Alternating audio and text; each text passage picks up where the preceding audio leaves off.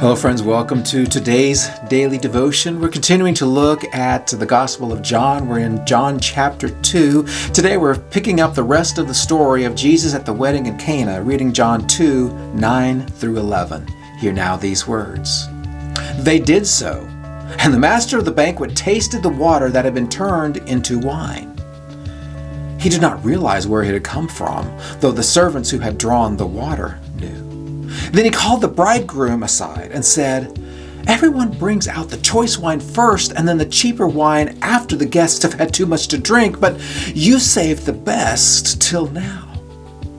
What Jesus did here in Cana of Galilee was the first of the signs through which he revealed his glory, and his disciples believed in him. If you didn't catch yesterday's Devo, go back and watch it so you can know what it is that the servants did. Because we didn't get that story today. But the servants, they filled up these big, huge 20, 30-gallon jars that are used for ceremonial cleansing, and they filled them up with water. But Jesus says, go give this to the wine steward, and the wine steward tastes it, and it's not water.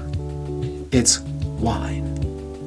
Now, with apologies to all of my Baptist and other types of friends who don't believe that Jesus ever actually consumed alcohol, Jesus made alcohol. He turned water into wine. Not grape juice, not Kool-Aid, but wine. And it's the best wine anyone had ever tasted. The wine steward is amazed, and he goes to the bridegroom to talk about, this is the best wine ever. And most people give the good wine first, and then they serve the cheap wine.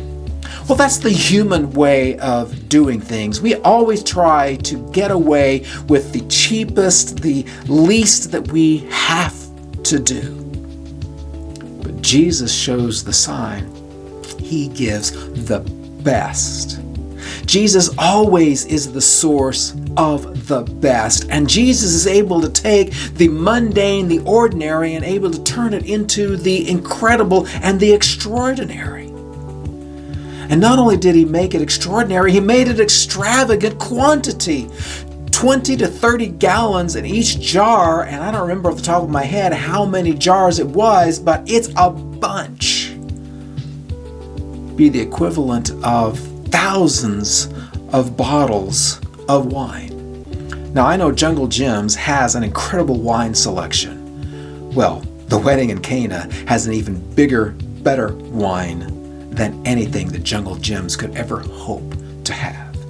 That's what Jesus does for us. Will you trust in Jesus and let him take your ordinary and turn it into extraordinary, to take your good and turn it into his great?